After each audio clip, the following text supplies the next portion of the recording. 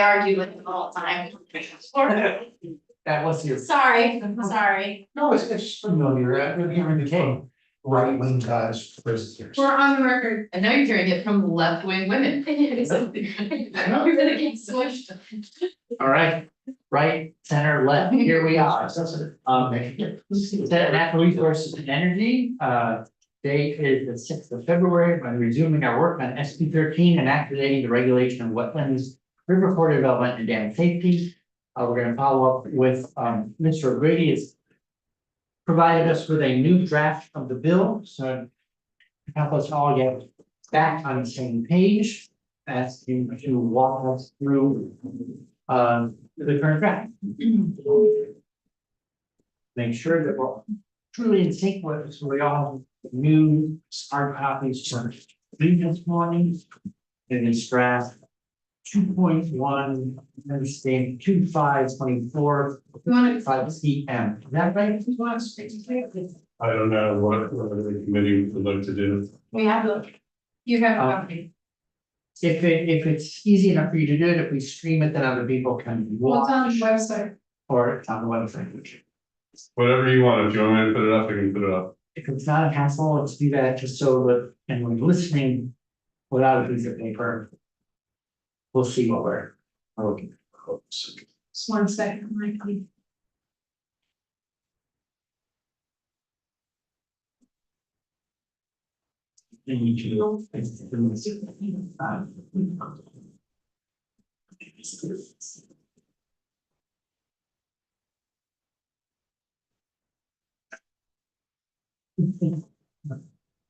That's familiar with it.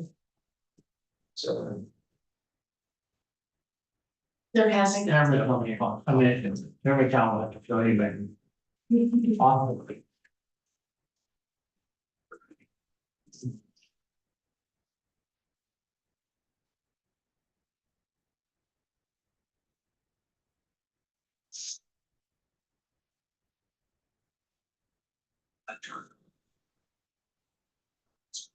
I'm sorry, I didn't realize that. For me to do that setup, so. I'm thinking we're gonna do it this way, again, try to speak sooner rather than later. Okay. Great, thank you. So this is Mike O'Grady. Let us say the council you have in front of you. We've got 2.1 dated yesterday at 2:35 PM. So I can walk through the changes, but I can also give you a broad overview of everything, whatever you would prefer. I think if we could do the broad overview as well as maybe spend more time on the changes, so that way we'll really see the bill as a whole.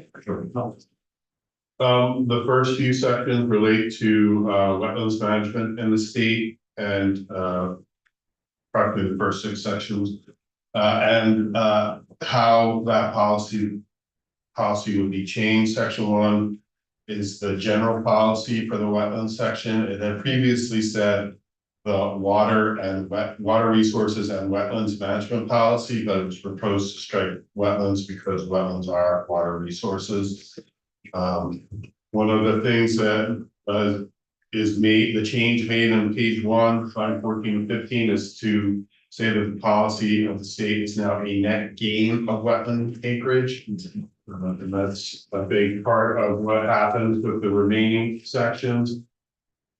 There's in section 2, an addition of dam removal for the wetlands definition, because that will be an activity that will be addressed under permitting of activities in wetlands.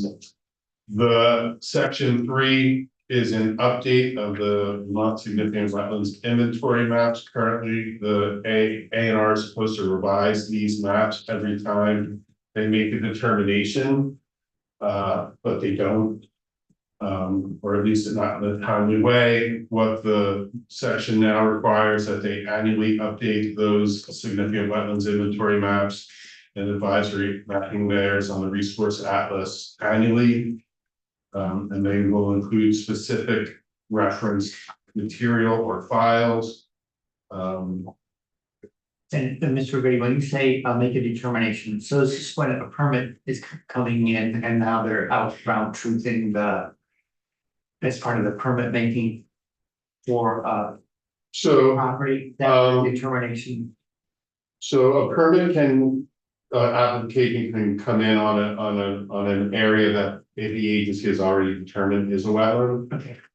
And a permit application can come in on an area where it's not certain as of yet whether the area is a wetland, and the agency has the ability, an existing statute based on the significant values and functions being offered, whether to designate that as a class 2 wetland and then require a permit. On page 3, line 3, you have the agency reporting back to the high quality wetlands inventory by January 1, 2030. With all of the taxable basins on the state. Then there were several sections that were removed based on advocate recommendations. A subsection of notice was removed, subsection on a 5-year, that this mapping be done on a 5-year cycle was removed. And the authority for the agency to seek funds is all struck. Page 3, sec 4, this is the net gains provision. So as a condition of a permit for activity in a wetland, the secretary shall require the net gain of wetlands. And then in the wetland rules, the wetlands rules shall prioritize the protection of existing intact wetlands from development. I want to note that the wetlands rules don't define development. The wetlands rules are, they permit activities or uses of the wetland. I don't think development is even used in the wetland rules.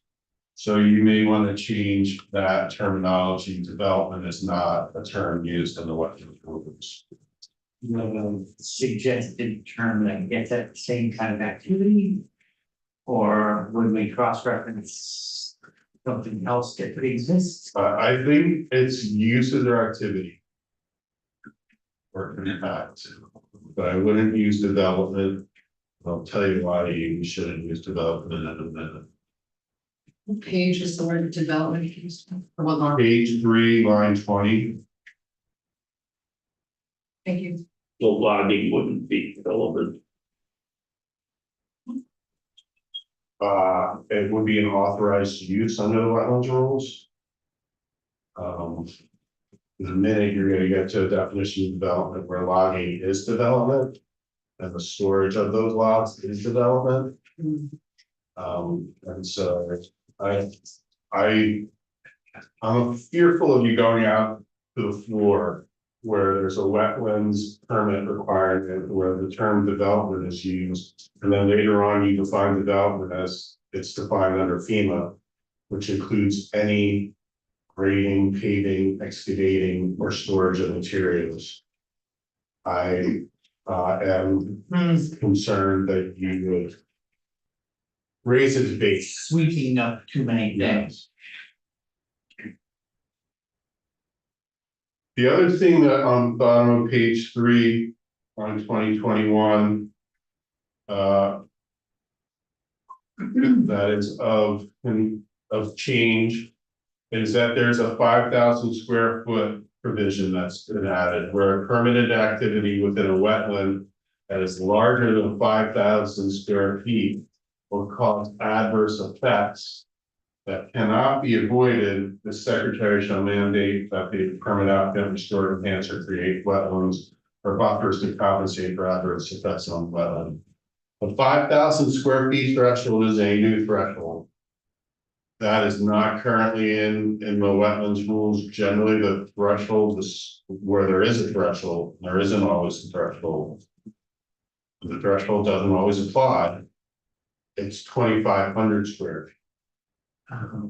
But if those rules also say that if a wetland is significant enough, if it's not 2,500 square feet, it can still be regulated. So you're saying with this language that the net gains requirement and the requirement to restore, enhance, or create wetlands to compensate for adverse effects only applies when that is within a wetland that's larger than 5,000 square feet, regardless of its significance. Even if it's class one.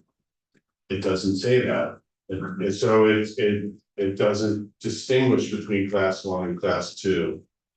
This is just, it has to be larger than 5,000 square feet, could be a class one, the way that the language reads. Thank you. It's not that big, a ninth of an acre or something like that. I don't know. Remember, it's not really easy to get any permit to do anything in a class one wetland, so you're probably not gonna trigger it. But it doesn't say that. Okay, thank you. So the, Senator McDonald. the other, in addition to what shall let be mentioned, is also the tile grade issues. Were the language to adhere to regulate, cropland. That met the definition of the wetland or this cropland by statute. Excluded from the definition of the wetland. So.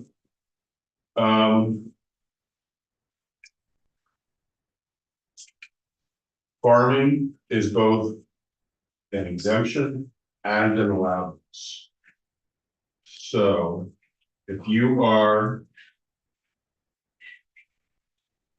in a wetland doing activity that grows food or crops in connection with farming activities, that is exempt. But that has to have occurred prior to a certain date. It has to have occurred, would be prior to 1990. And be continued. If it doesn't meet the exemption, it's an allowance. So farming is an allowed use. So whether or not tile grade is allowed depends on which one you're falling under. If you're falling under the exemption or the allowed use, you're not supposed to convert the wetland into a non-wetland state. But if you were exempt for 1990, you'd already had a tile grade in that land, that tile grade can remain. But we've got tile grades going in daily. Or may not be in a wetland.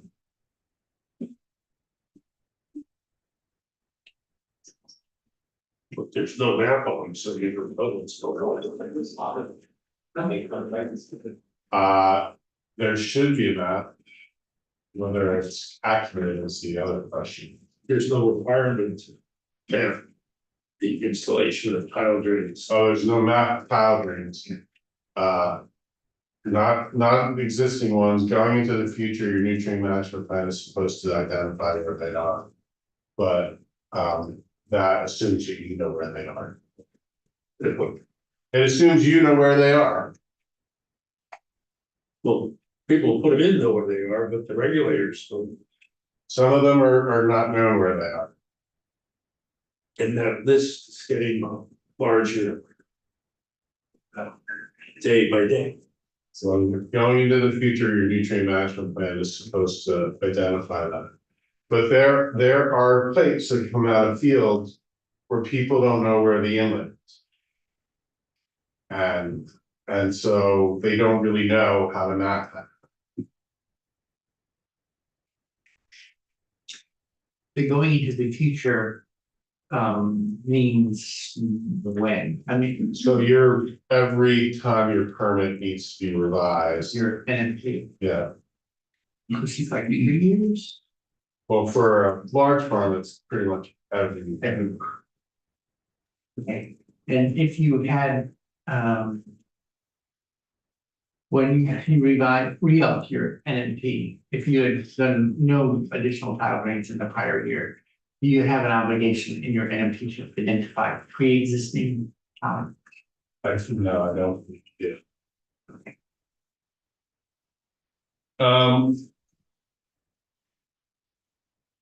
So you'll see the 2-to-1 provision there on page 4. And then again, the 5,000 square foot threshold is added on page 4, line 14. And then there's the directive to A&R to amend the wetland rules on page 5 and how to do that. And then you get to the wetlands permanent program report. Oh, another change, page 6, line 6. It's not highlighted because it was made in the previous draft. But you're moving this, the compensation and the in lieu of compensation program and where that money can be spent for projects. It had been in a HUC 12 level, and now you moved it to a HUC 8 level. So HUC 8 is actually a smaller basin than the HUC 12. No, it's the other way around. The HUC 8 is actually the larger basin. Oh, yeah, you're right. So the HUC 12 is the local basin and the HUC 8 is the sub basin, right? Yes, okay, got it. Mr. Chair, if folks are interested, one of our witnesses was kind enough to give me the maps to show the HUC 8 versus the HUC 12 for our area, or at least the link to do it. So I believe you can do that in your own districts if folks are interested. It was very helpful. So thank you. So moving on, page 6, line 8, section 919, there had been one report from the program, now there are 2. The first report begins on April 30th, 2025.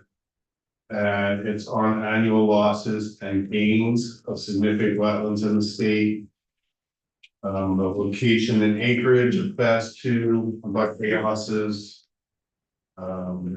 Gains, site visits, permit issue, enforcement, updated mitigation strategy, number of site visits. Subdivision 5 and subdivision 3 are duplicative, they're the same exact language. The one and can go.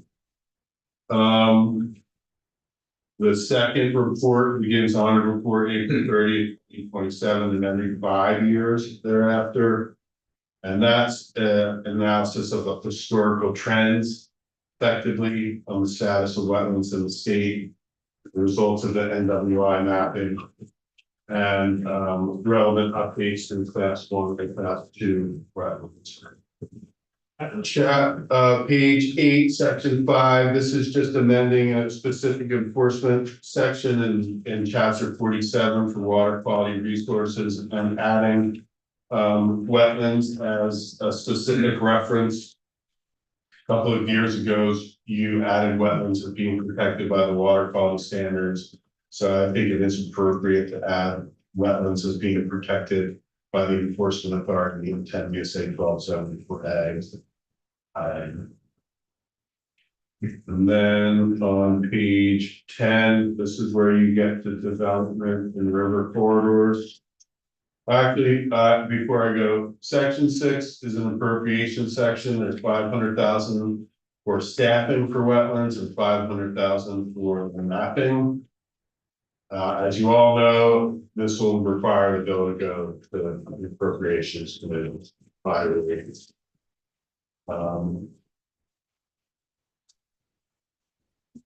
Then the development and river corridors.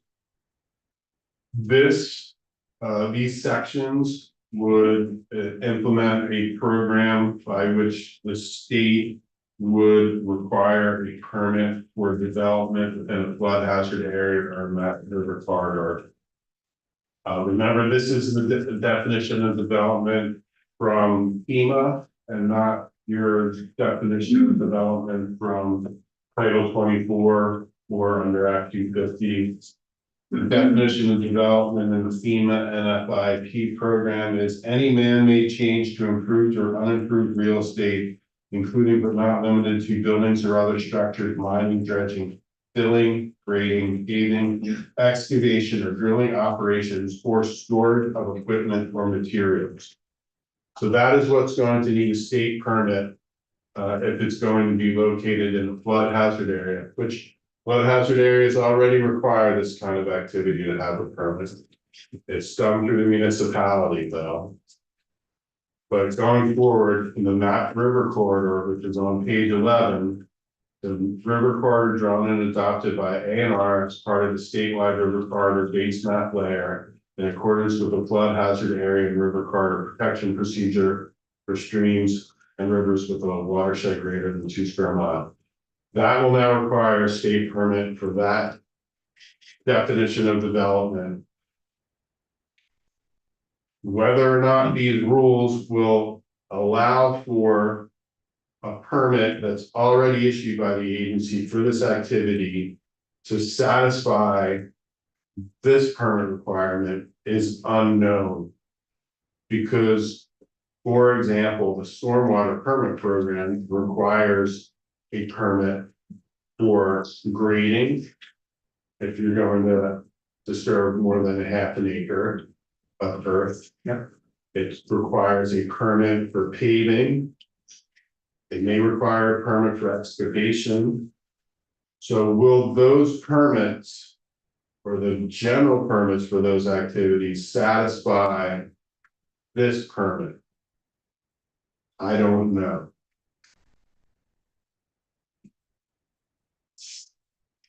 So something like 2 flags.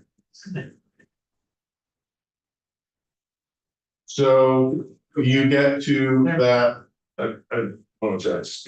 Could you point me again to the definition that was included but not limited to? Oh, so the definition is just a cross-reference to the federal citation. And that's page 10, line 11, the 44 CFR 59.1.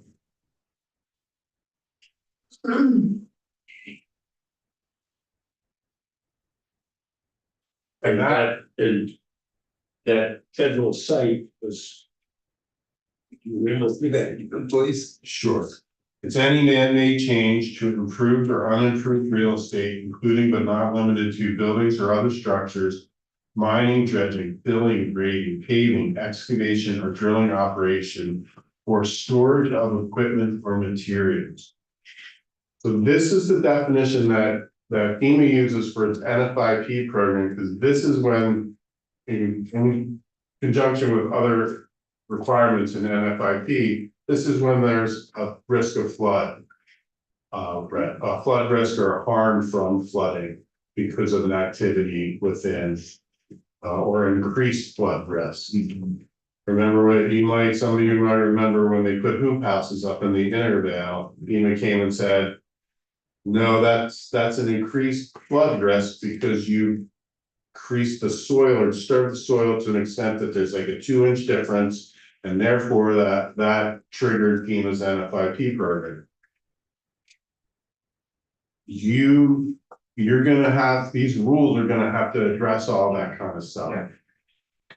And it's not addressed in the statute, you just direct the agency to adopt those rules on page 11, line 17, audit report January 1, 2026, the secretary adopts rules pursuant to the APA that establish requirements for issuing and enforcement permits for development within a flood hazard area or not river corridor in the state.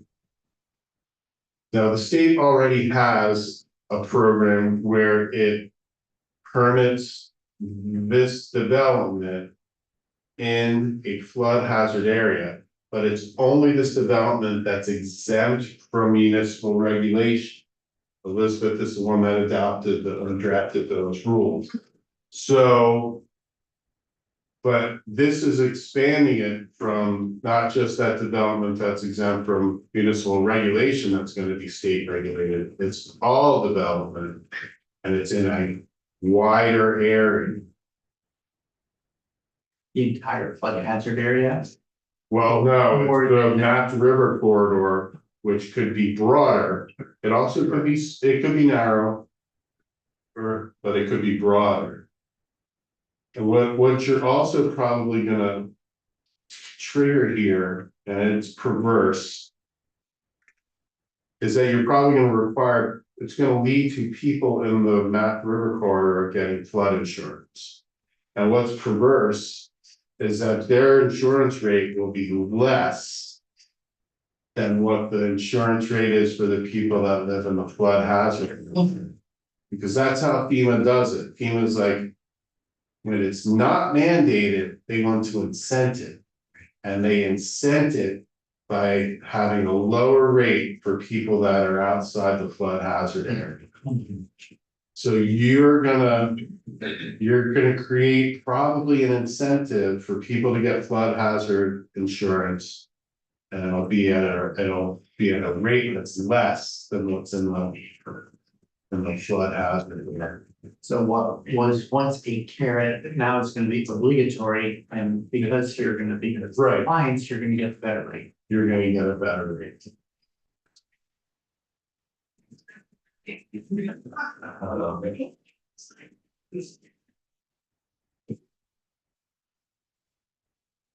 So moving on from there.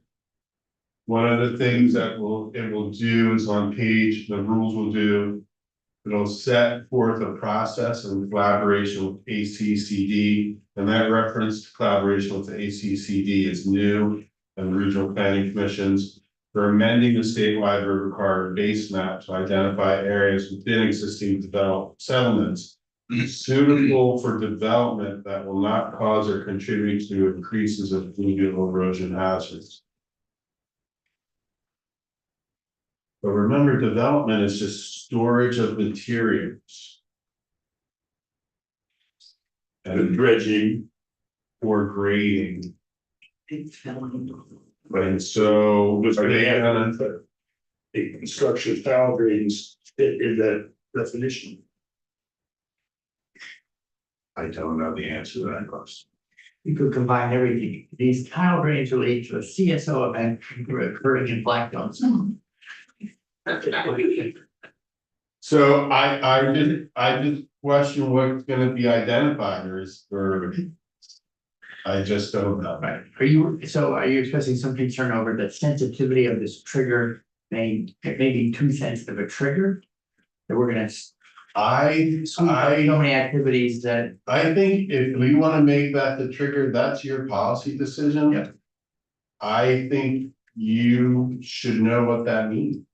well, I'm appreciative of that. I'm just wondering, you're flagging for us, and when you do that, sometimes it's like. I just want you to know what the bill does. Okay, That's all I want you to, I just want you to know that the bill is gonna have a definition that's broader than what you. Likely consider to be development, that it's now going to apply to all activities. In that Nath River corridor, and it's not just the municipally exempt. Activities that are in the flood hazard area. Look, if you're telling us what the bill does. I gather that. When a swamp is designated, the bill says. People shouldn't make. It less swampy than it is. Is that what the bill says? This is all, but there are other requirements that provide that. That we can't change the character of the wetland. Well, this bill references those requirements. It does. The rules. But it's more nuanced than that for. Well, that's what we are stuck with is nuance. Trying to find where the line is. I don't know where the, Okay. it's hard for where the line is for tile drains. Well, there was a whole study committee a couple of years ago. Well, we couldn't figure out where the line was. Well, we did, and there's no record of tile drains. So you can't find the boundaries, Sure wants it. where you know what the line was, you couldn't apply it, because they're secret there. I have a question about. I think I'm having a hard time processing some of this, and so I apologize for my, like, thickness here, but, You're not alone. Okay, so page 12, line 17, references development. This is for creating. So this is the process for, amending the map. To identify areas within the existing settlement suitable for development will not cause. Contribute to increases in fluvial erosion hazards, so. The development there. Cause contribute to increases in fluvial. So. This, when we use this word development.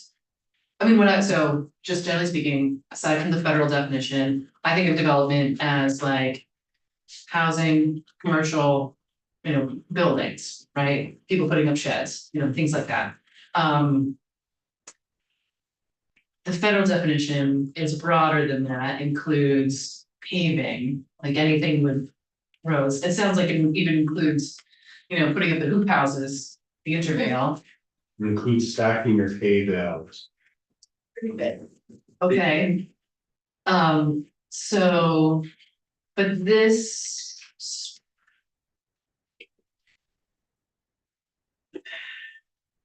And so all of that activity would now be regulated by the state In in river corridors, which presumably in most places are gonna be bigger than the flood hazard areas.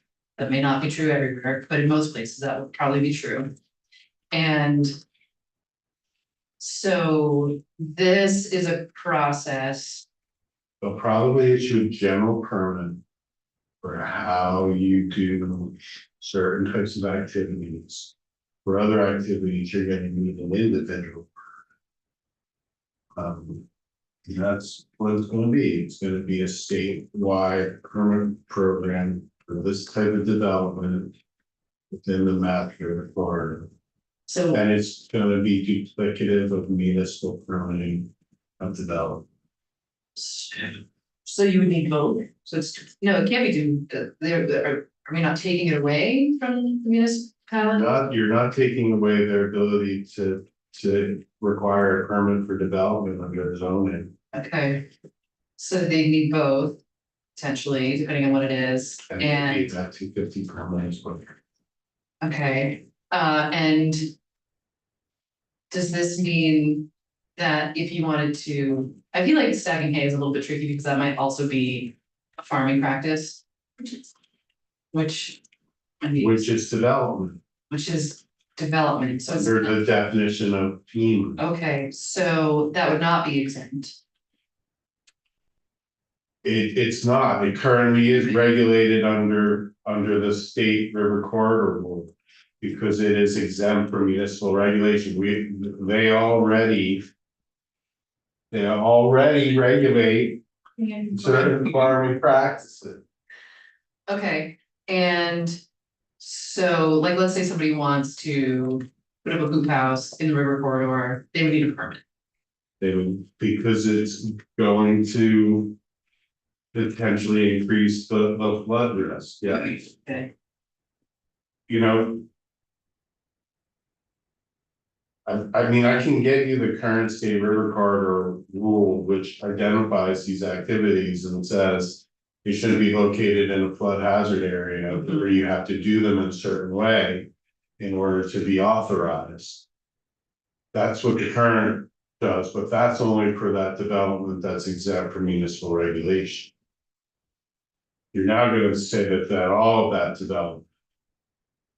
And this is policy choice, it's up to you. I mean, there's definitely a rationale for why this should be done. But you just need to understand what.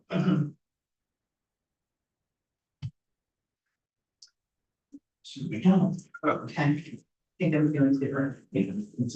Where does a river corridor get so far upstream that it no longer qualifies as a river corridor? Well, it's gotta be one that's mapped by the A and R program, right? You see that on page 11. Of what that map river corridor is. With the definition, it's a corridor drawn and adopted by A and R as part of the statewide river corridor base map layer. In accordance with the flood hazard area under the part of the action procedure, so they may not get to your streams or your fall streams or brooks, et cetera. It's gonna be what is mapped by A and R. So they're There's gonna a, operate within their budget or with? yeah, there's a size limit, it has to be, it has to have a watershed area greater than 2 square miles. That's.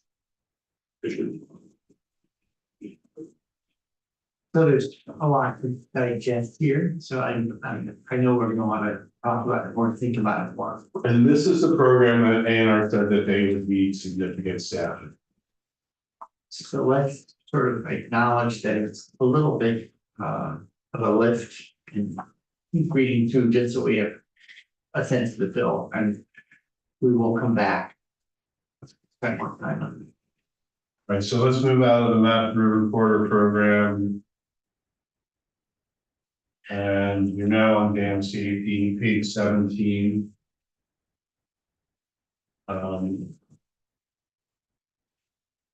So there are a lot more sections being amended here. Effectively, you're amending the entire chapter. So page 17, line 4, that's what it does. It amends the entire chapter. There are some sections that don't change, like 1079 on line 6 on page 17, where the purpose section is laid out. But I thought it was helpful. Purpose of the chapter is to protect public safety and provide for the public good. There's this is here for context. Yeah. That's just what I think. Yeah. Great. And that's not an excerpt, that is the entire, That is the entire purpose of okay. this chapter. What the main thing that this chapter does is it shifts responsibility for dams in the state from what was called the state agency having jurisdiction. And now jurisdiction for dam safety is going to be with the Department of Environmental Conservation Dam Safety Program, and the PUC will no longer have jurisdiction over dam safety. The PUC retains authority over the CPG and any activity related to the CPG and the generation of electricity. So you will see very similar changes throughout this chapter, beginning on page 19, line 12, where the powers or the jurisdiction is now limited to the department. Any reference to the PUC is struck.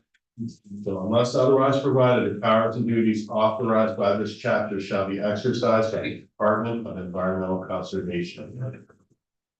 This is not substantive. I want to understand how to read the bill.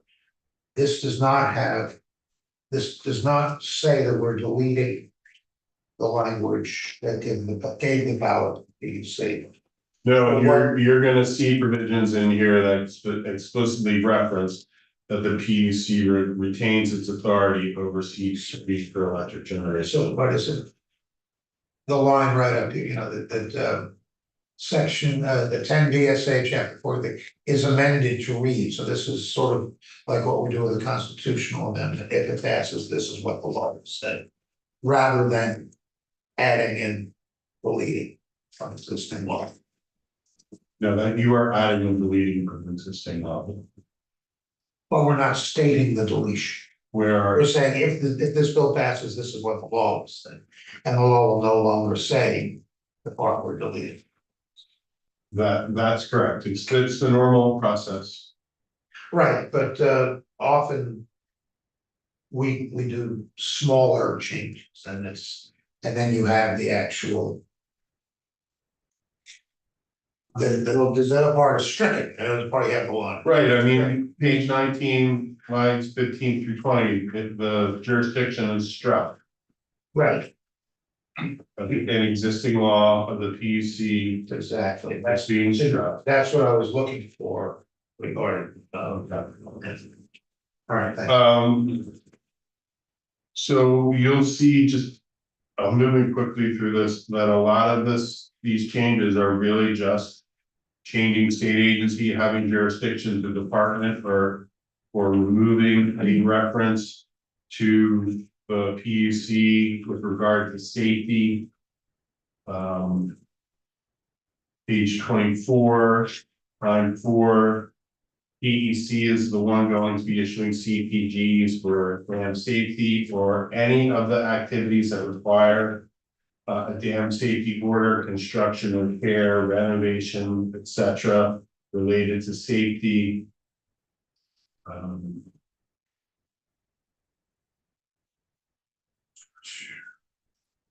Then on page 26, line 7, 1087.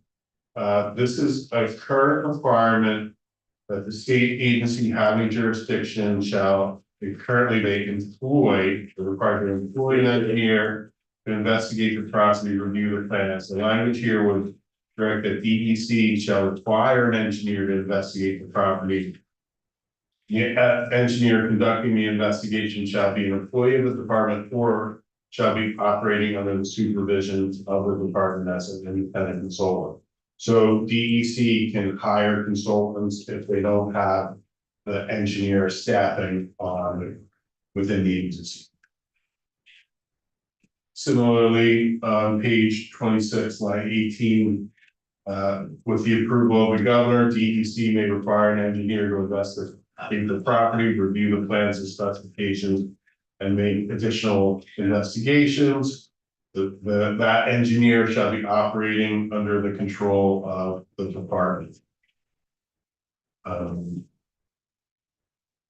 then you get to the big section, page 27, line 13, 1091, liability for dam breach.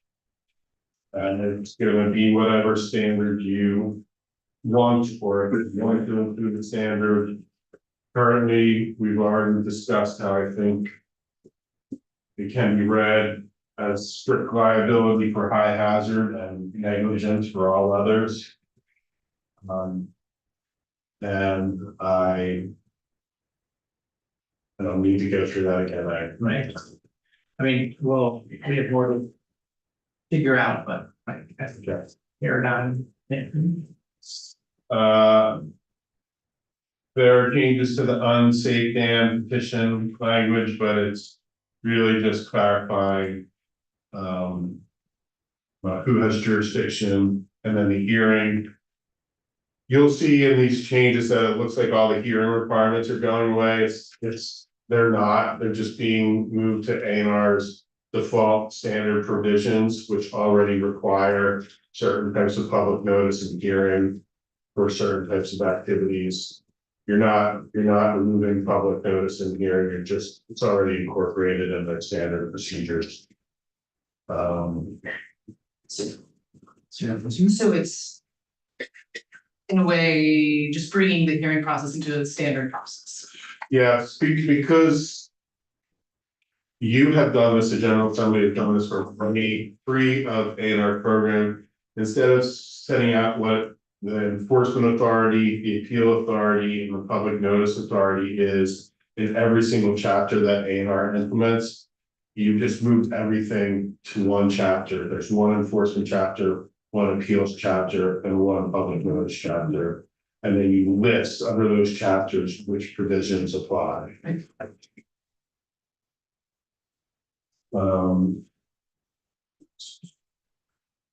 DEC is going to do inspection of dams.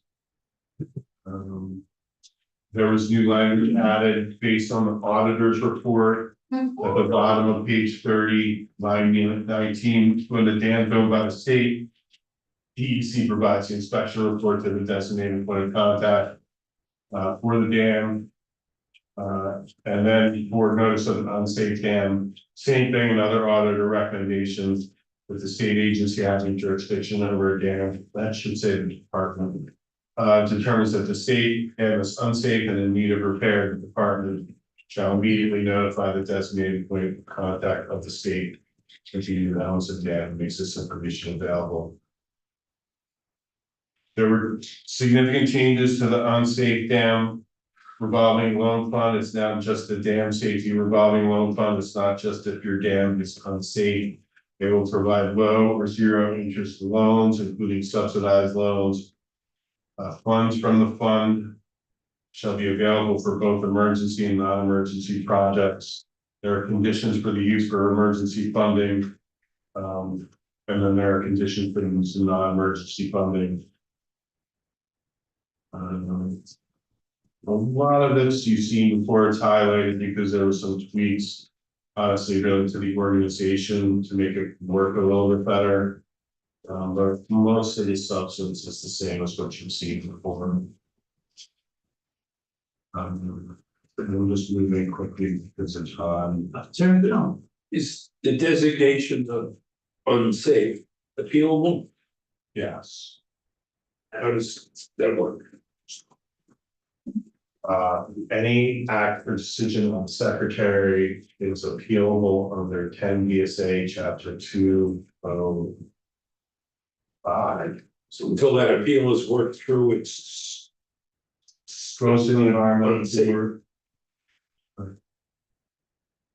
Right, and you have, it's a de novo review, you have the opportunity to show. Your facts. That are. Engineering analysis that supports that it's not safe, and the department has system opportunity. Okay.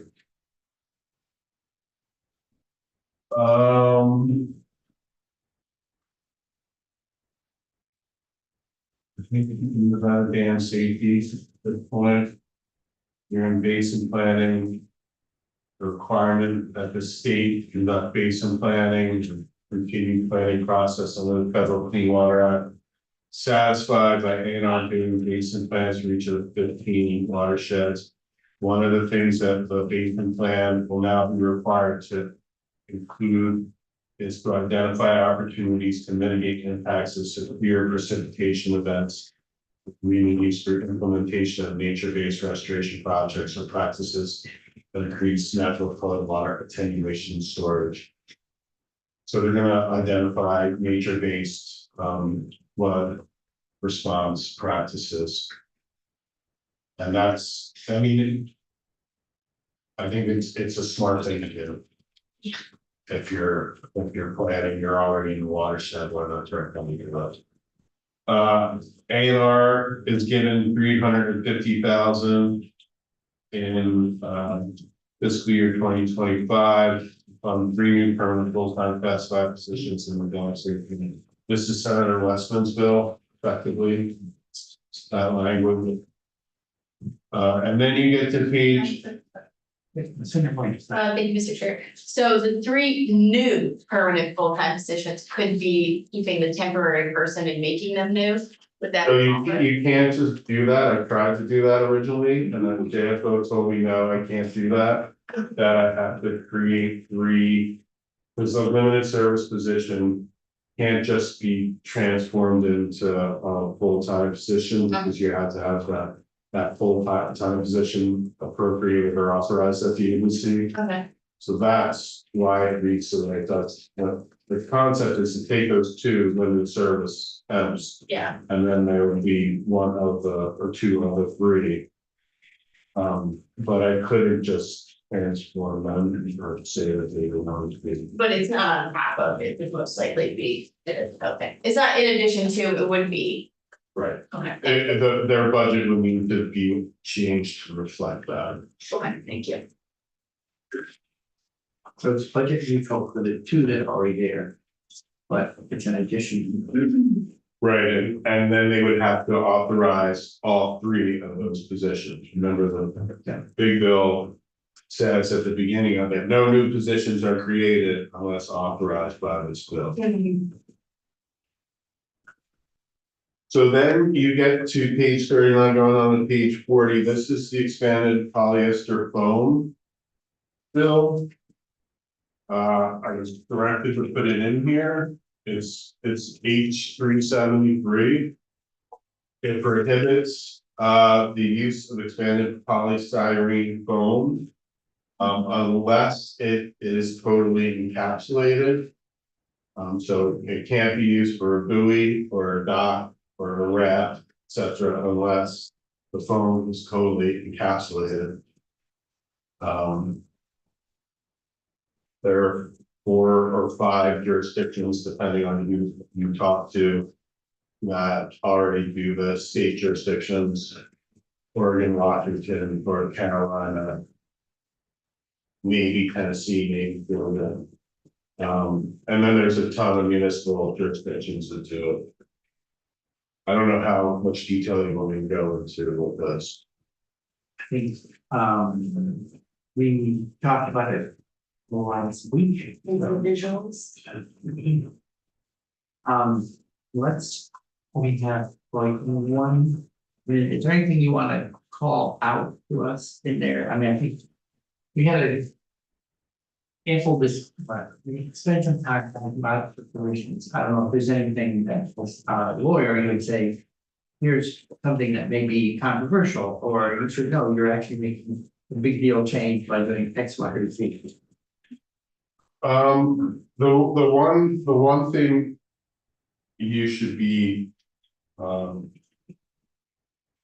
some states, this is just perspective, for some jurisdictions, perspective.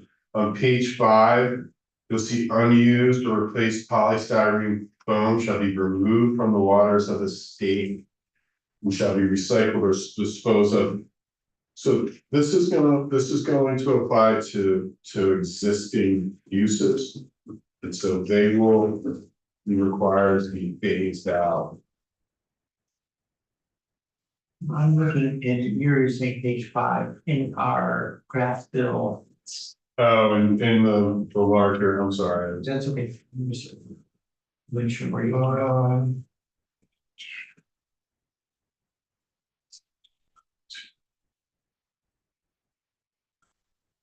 So it's the removal of water. It's page 42, lines 11, unused, replaced polystyrene foam. I think replaced is clear, but unused, I don't really know what that means. So this was based on Washington State. And one of those things I'd like to clarify is what needs to be removed.